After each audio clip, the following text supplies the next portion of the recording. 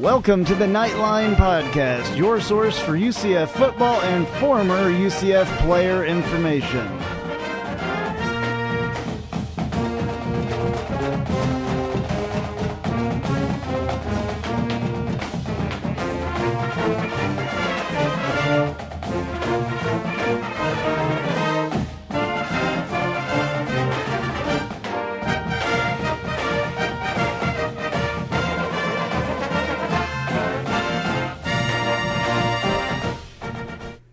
Welcome, Knight fans. My name is Andrew Fegley, and to my left here at the 1148 studios is... They call me Troy Andrzak. Welcome to Knightline. Alrighty. So, our plans here are to be a weekly podcast, and we're going to go through, different things every week, but most general, we're going to talk about the game from the last week, and we're going to talk about the upcoming games. We're also going to talk a lot about the NFL draft and the players from UCF that are in the NFL and have news as much as we can on their contracts, on how they're doing, on any news that we can find out about that. All right, so I think the first thing that we're going to talk about a little bit is the schedule. I think that most of you have seen this by now, but it might be new information to others. August 30th. We're going to Cork, Ireland to play Penn State, which everybody knows that George O'Leary is from Irish descent. And we actually do have one player on the team that is from Cork, Ireland. So it has to be huge for him. But I know that there's a lot of Knights fans that are going to go. Galvin, that's from Cork, Ireland. I think we are now starting a new pipeline for recruiting for Ireland to bring them to UCF with this. It's what do they call it on the game? Pipeline yes. state. I think we have a new pipeline state now, or country. It's a country. We have an exciting non-conference schedule, and right off the bat, we start off with one of the most exciting games we've had in the entire program history. Traveling to another country, to another continent, introducing American football to Irish fans. And we're bringing Knight Nation with us. I think this is a really good opportunity for us to start our season in a positive manner. I have heard that it's almost sold out. Which is absolutely fantastic. It shows the maturation of the program, how we're willing to travel not just to Tampa to play USF, to Arizona for the Fiesta Bowl, but now we're willing to travel across the ocean to support our local Knights. Yeah, I think it's going to be awesome. It's a great opportunity for the fans and for the players. I can't wait. The only bad part about this game, it's at 8:30 in the morning for us. So that's, Saturday morning at 8:30 in the morning, we're all going to have to roll out of bed and watch this football game. Well, which I'm fine with because, as you know, I am a soccer fan as well, so I'll have a beer and some Scotch eggs to watch us on TV. There we go. Get my football season started. Absolutely perfect. All right. So the next game after that, September 13th at Missouri. We have a little bit of time in between that, but this could be a difficult game. A lot of people pick Missouri to be at the top of the SEC. Now, I have a little bit of a problem with that. For those of you that don't know me personally, I went to the University of Kansas, and I hate Missouri more than any other team in the world ever. So ever. That's powerful. Yeah, I hate USF as well, but nothing compares to Missouri. So, and that's understandable. Traveling to Ireland, then we travel to Missouri. Not quite the same destination. However, it is a step up in class of football programs. Absolutely. And when you say most people, I don't want to be pragmatic. However, you can lump me into that group. This is a tough game for UCF, and even if it's a loss, it could be a gain from a learning process for our young players. Right, and we played a great game against them the last time, when they 2 years ago when they were at UCF. We were very close to winning that game, and I think we should have. We had, I think, a couple turnovers and things like that. It wasn't the team that we had last year. I think if we would have played this game last year, I think we probably would have won that game. No other team in the program's history has been as good as last year's team, so it's understandable that we fell to Mizzou. Absolutely. So then, coming up September 20th, it's Bethune-Cookman. I wish that we would have been able to find a little bit better of a team to play, but hey, there's going to be a lot of local people coming out for that game. I'm going to differ with you here. You have a young team. You have a little bit more of an immature mindset. 2 tough games, possibly a tough mental game coming off of Mizzou. You need a confidence builder. You need That's true. A game where you can work on the simple aspects of your playbook. You need to be able to execute, and this is the perfect situation for young players to come and execute, to build confidence, to learn to play at a faster speed, and to set yourself off, because going into next week, it's the start of our conference schedule. I'm obviously the more emotional one here, just so you know. Just so everybody's aware of that out there. Troy is the more critical thinker. I'm a little bit more emotional. I have another term for it. Yeah. So after that, October 2nd, at Houston, which, I mean, what do you say? We've had a couple games against them recently that have been pretty incredible games. Last year was one of the definite heart attack games that I definitely felt chest pain in the stand. I thought that we were going to lose it all, and we miraculously didn't. We had several games like that. I am a former heart patient. This team, if I survived the 2013 UCF schedule and how we played our games, I feel very confident moving forward in my life that I will see my golden years. I hope so. Hopefully so. This year they do have a new stadium in Houston, and they're already talking about this game. I saw it today on Rivals. They said that they want to. Last year when they came to UCF, they had we had a full stadium and it was loud, and they want to do the same thing to us when we go there. They're kind of making it a big deal there. It's I believe it's their home opener, so it's going to be a big deal. It's a brand new stadium. It's a beautiful stadium. Look it up on Wikipedia. There's a big article on there about it, or in the Houston media, or and whatever. Some things our Wikipedia is true. Yeah, absolutely. Houston, it's a great reference. UCF is like Mickey Ward and Arturo Gatti. We've been just it is knocked down, dragged down games. Entertainment value. ESPN loves it. Did you say Mickey Rourke? Mickey Ward. Mickey Rourke wasn't a very good fighter. But he was a fighter. This is a football podcast. I'm not a boxing guy, unfortunately, or fortunately. So next after that is our home. I think the biggest game of our season, to be honest with you, the biggest name I believe that's coming to UCF this year. It's going to be a primetime game on ESPN, a Thursday night, which is a great television spot. I'm glad that we're taking advantage of that spot. The Boise States, the teams like that, really took advantage of that space in prime time. And we're really starting to fill that role. And so is BYU. BYU has a long history, a lot of great quarterbacks, Jim McMahon, Steve Young, and they're trying to come back into their own. They're independent. They're really trying to branch out a la Notre Dame. And this is a very good point for them to be able to get out there, because UCF is now a name for someone. Just as we were talking about Houston, they're getting amped about us going there. BYU's the same way, and we are in the same stage BYU is. So this is a fantastic game, circled on my schedule right here. Good home opener. If it's not sold out, I'm going to be disappointed with every last one of you. Oh, absolutely. That one's got to be full and loud and everything else. The next one after that, October 18th, Tulane. They're coming into the American this year. I believe that they had a pretty good year last year. I believe that they made it to a bowl game. So, that could be interesting. I'm glad you're high on Tulane. I thought they should have moved out of Conference USA like they did. I thought they should have moved to the Sun Belt, not to the American.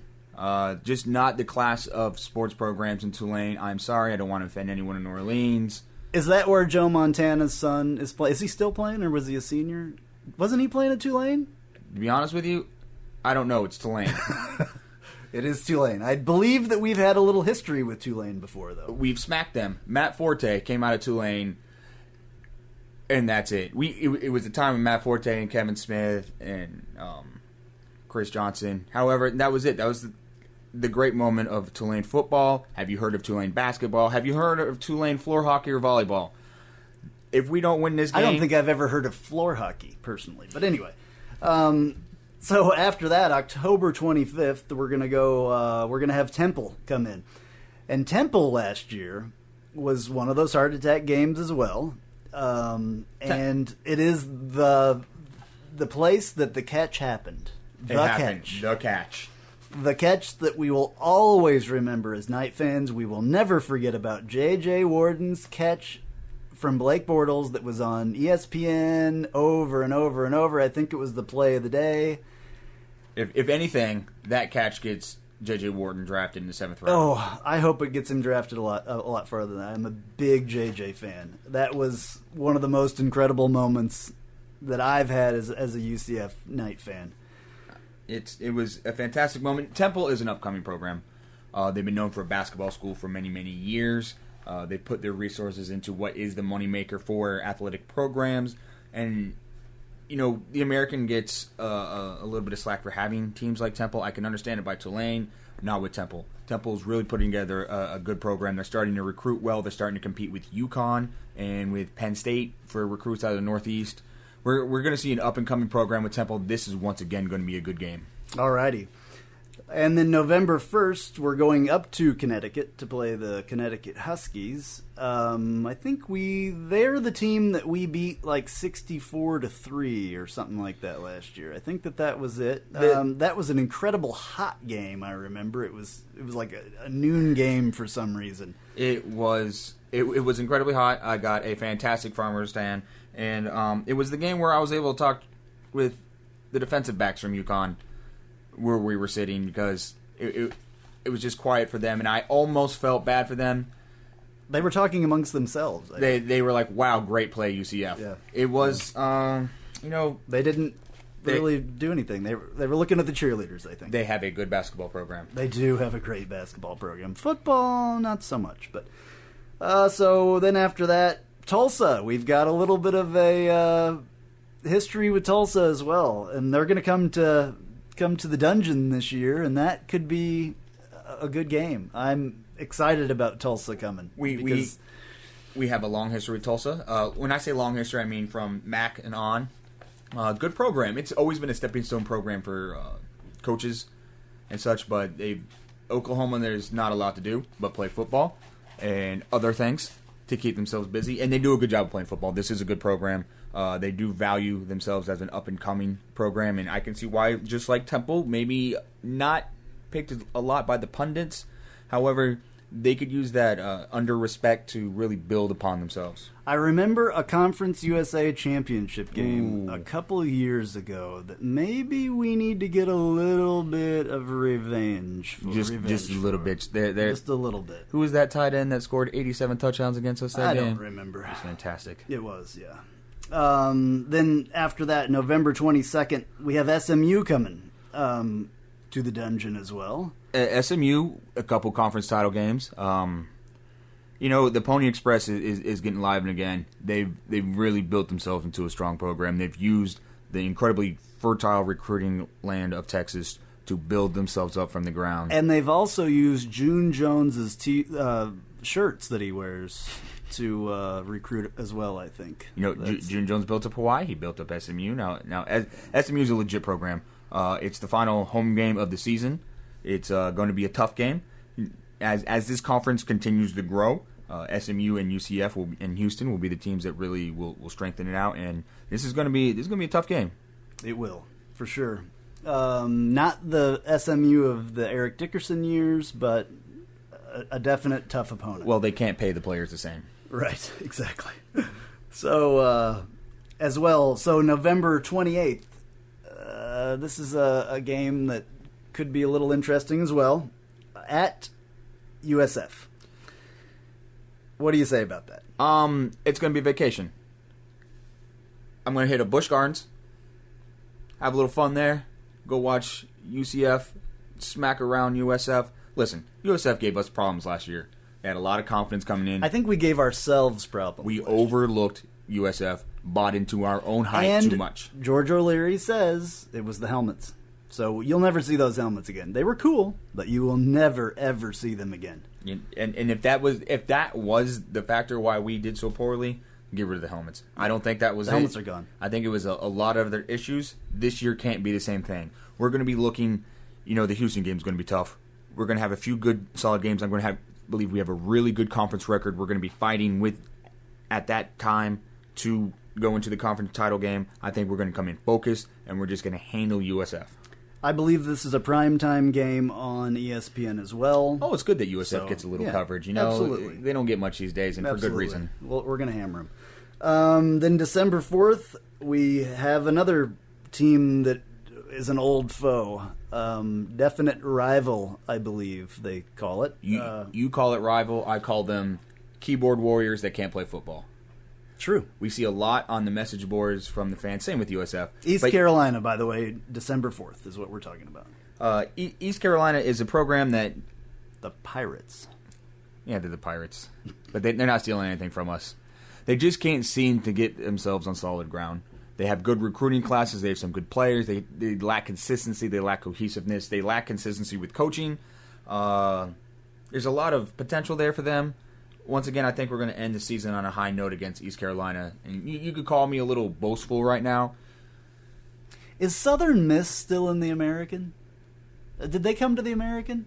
We need a team like Southern Miss. Weren't they the ones that didn't win a game, for 2 years, I think, right? No, that wasn't Southern Miss. No, it was. They didn't win it was, 2 years. 2 years. They were really good in Conference USA. They were. But when whatever happened, I think that maybe they stayed in Conference USA, but they finally won a game last year. That was a good rivalry. That was a good rivalry. It was great because we played down to them. And then they started having some good teams. And we were terrible. O'Leary's first year, we were the team that didn't win a game. And coming forward, Southern Miss was a team when we beat them as a program, it was a benchmark victory. It was. I remember a couple tough games against them. That's now SMU and Houston to me they're better programs than Southern Miss. So I would rather have Southern Miss than Tulane in this conference. Yeah, I would too. All right, so basically that covers the schedule. Everybody should know what's going on this year, and we'll break down each game in depth as the week comes along. Absolutely, every week we will break down the team and the game in the upcoming week. So, I guess the next biggest news for Knight fans out there, unless you've been sleeping under a rock, you would know that Blake Bortles was drafted number 3 overall to the Jacksonville Jaguars, which was absolutely awesome. A seminal moment in the program's history. Absolutely. Now, it's with Blake Bortles' success, it seems like we've forgotten about Dante Culpepper. And truth be told, he's following in the same style as what Jacksonville's going to handle him with. Dante sat a year in Minnesota behind Randall Cunningham, learned the offense and move from there. And that's what we're looking at with Blake Bortles this season with Jacksonville, which is a very good way to deal with a growing young quarterback in this league. I saw an article today that said, it was in USA Today, and it said that they were going to sit Blake Bortles, but they are actually giving him, in the practices, they're giving him snaps with the first team. Because what do you do if Chad Henne all of a sudden goes down? Which Blake happens. It's probably going to happen, unfortunately for Blake, or fortunately for Blake. Whichever way he handles that is how that's going to turn out, I guess. I believe that Jacksonville is trying to make something happen. I believe that they are actually trying to put a team together. They're trying to make everything good in Jacksonville. Which is a long time coming. They've been a woeful franchise. They've had bad drafts. It's been since the days of Tony Baselli and Mark Brunell since we've really seen something from Jacksonville. Yeah. I think they had probably, if not the best draft, they probably had one of the best drafts this year. They covered a lot of skill positions. And, they got their quarterback for the future, who's a very mature young man. In case Henne does go down, I think Blake will have his hiccups, and he knows this. So he might have the proper mental makeup to be able to find earlier success. I call Jacksonville now UCF North, just so you know. I've coined that phrase. I hope that I was the first one. I did not trademark it. I will look into that. Because as well, everyone knows that they, well, maybe not everyone. If you were under the rock like I was talking about, you wouldn't know that they drafted Storm Johnson with the 222nd pick. Ooh, it does not sound as good when you say 222. Well, yeah, but a really good draft. Storm Johnson versus Blake Bortles, though. Storm Johnson is not anywhere near the player that Blake Bortles is. I personally am not a huge fan of Storm Johnson, but he probably has the more opportunity to make a statement this year than Blake does. Yes, I agree, and I've always been a little higher on Storm than you have. The fumbling issues, aggravating, absolutely can't happen for a running back. However, he's starting to show a maturity level. He had a tweet, a couple of weeks back where he talked about, a lot of problems happen if you do without thinking and if you think about something and never do it. And he had maturity issues coming into UCF, which is why he left Miami. He was a little upset that he was a little far back on the depth chart. He has the talent. He has the hip swerve and everything to make people miss. He does have that little quick stop, start, step thing that running backs do. That good running backs do. He tries to Barry Sanders it too much a little too often. A one step and cut running back, he will find a successful career. He's a big man too. He's a big boy. He needs to learn to shift the ball though. And he will learn quick, or he will be out of a job. I don't know who the running backs coach is right now in Jacksonville. I'll get back in another episode on that, but hopefully he can shine. I think he's a diamond in the rough for Jacksonville. I think he's someone who could really succeed, and they got great value in the 7th round for him. 222nd pick or not, I think it's a very good pick for Jacksonville. And for your UCF North, it's great that we're having Blake Bortles and Storm Johnson playing Jacksonville. Absolutely. I mean, what a 1-2 combination as far as chemistry. I think team chemistry will be great with them. Okay, the next thing, I guess, UCF head football coach George O'Leary has a new contract, which is a wonderful thing after the year that we had last year and the win in the Fiesta Bowl. I remember a few short years ago sitting in the stands, and I was guilty, just like a lot of other people were guilty of chanting something about firing O'Leary, and we've booed him a lot. He is a coach with a lot of history as far as the Notre Dame thing comes back, years ago. But he has built a very, very, very solid foundation. Let me just give you a little chant. Pork chop, greasy, greasy. We're going to beat you. Easy, easy. The first year that I had season tickets for UCF football, Mike Krzyzek was in his final year as coach. I sat on the 40-yard line, row D, seats 1 and 2. I bought both tickets for $150 for the entire season. Fantastic time. We got rid of Krzyzek, had the whole Ryan Schneider issue and the guys going to class. We bring in George O'Leary. Following season, if I won the exact same tickets, I had to pony up $500 to the nightclub.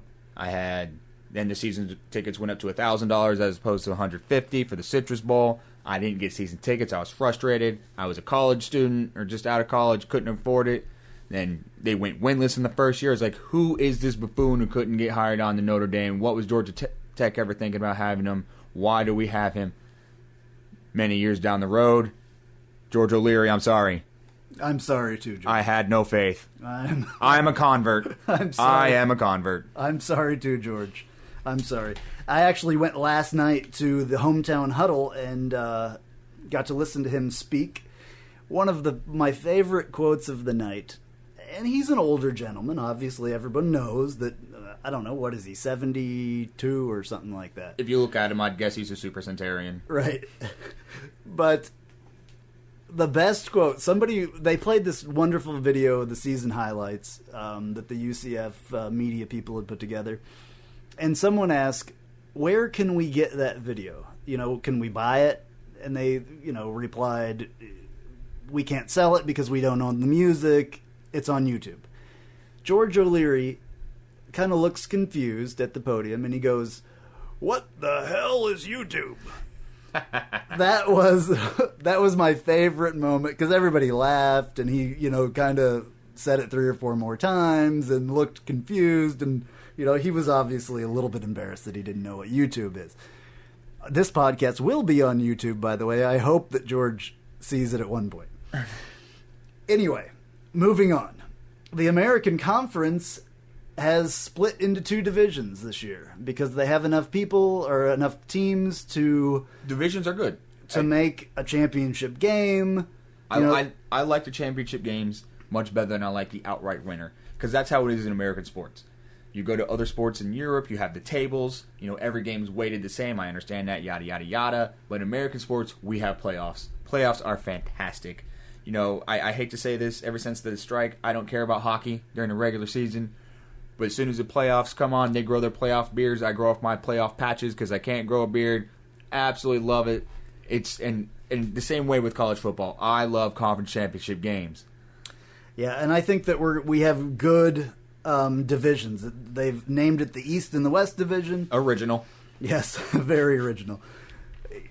I like the East Division. We keep UCF and USF in the same division, which is nice.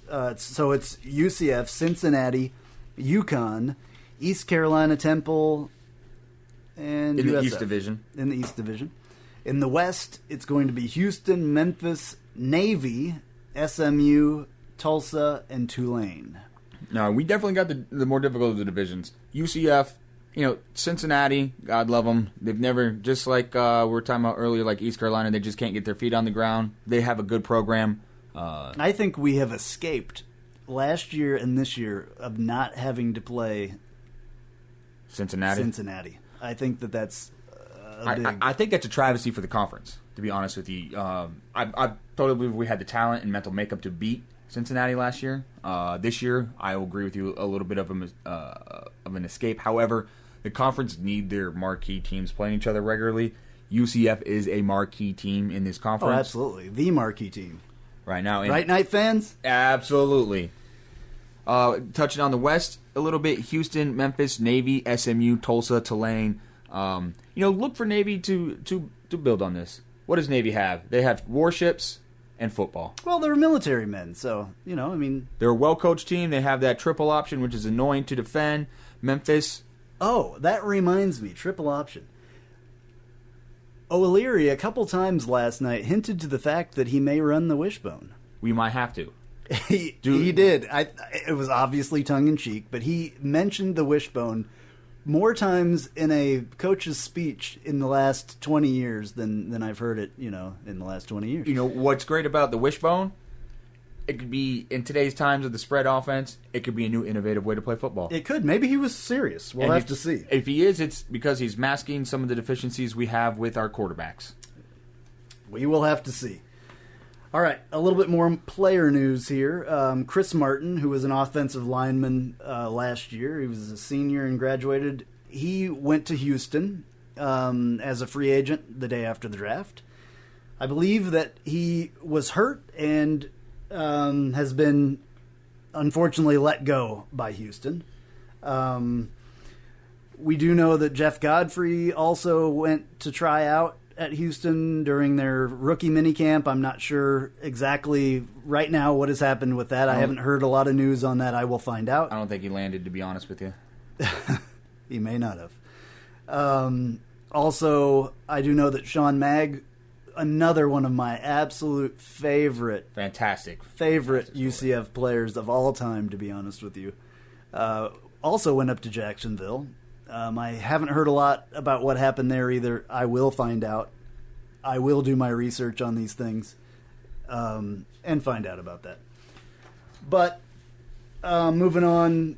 About a UCF player who landed in the NFL in the 7th round draft pick, has really established himself and really speaks to the coaching capabilities that UCF has by developing unknown players into stars on the collegiate level and Pro Bowlers in the professional level. A guy that was in the pantheon of UCF football players, it's Blake Bortles, Dante Culpepper, Brandon Marshall, and Bruce Miller. Not in that order. Bruce! Gotta love the ginger beard. We are talking about Bruce. Bruce was injured last year. I believe it was against the Tampa Bay Buccaneers. He broke his scapula. This is the shoulder blade, if anyone isn't, got their anatomy skills up. I do struggle at times. Well, we're both in the healthcare field as well, by the way, so that's...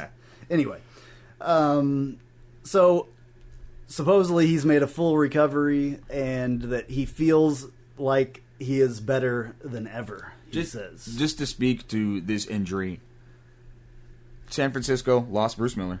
They tried to sign 2 guys, late in the season.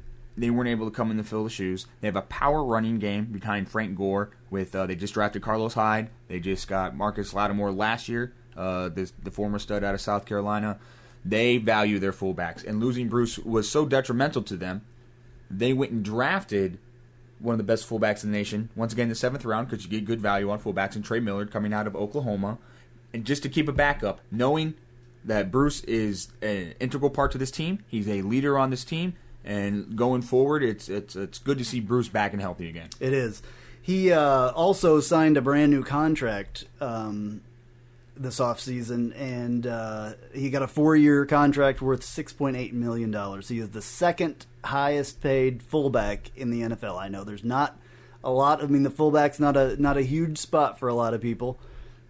Some people have said that it's dead, as they're saying for some reason that the running back position isn't as important anymore. I think that's crazy. The game could evolve, but you're never going to change a fullback role. You're going to need someone who's going to lay those blocks down for your running backs. Absolutely, and I couldn't think of a better person than Bruce Miller running in front of Frank Gore there. I think that's an awesome... I think I could make a run for a touchdown with Bruce Miller blocking for I think anybody could. All right, well, I think that's going to do it for this week. I want to keep this, short and sweet. I don't want to, go too crazy on things. We will get more in-depth next week. Please tune in again. You can find us on Facebook. Knightline with a K. Knightline, yes. You can also email us at knightlinepodcast@cfl.rr.com. And you can send us suggestions on what you want to hear about. You can ask us a question. I would love to have questions that we can answer. We'll say your name in the podcast. It'll be great to interact with everyone. Absolutely. Maybe one day we can figure out how to get a phone plugged in and all that stuff. They still have landlines? Yeah, I don't know. I think we can do it over a cell phone. I think you can do it on Google somehow. On Google does everything. Google Plus. Or Skype or something. So maybe we'll have call-ins at some point. Well, in the future, we're going to address everything, every aspect. Injuries, we have one of our physicians we work with will come in with us. We get more and more in-depth with the UCF program and the line that they carry into the NFL. Absolutely. And also next week, I promise that we will, I wanted to hit on it this week, but we'll do it next week. We'll talk a little bit about some recruits that... We've already got a good recruiting class coming up. We do. And we'll touch on this recruiting class we just got in. A couple of high-profile ones last week, so... Alrighty, I think that's it. All right, thank you for your time. This is Troy Andrzak. And Andrew Fegley, and this is Knightline. Remember, ladies, Eric Eckert is...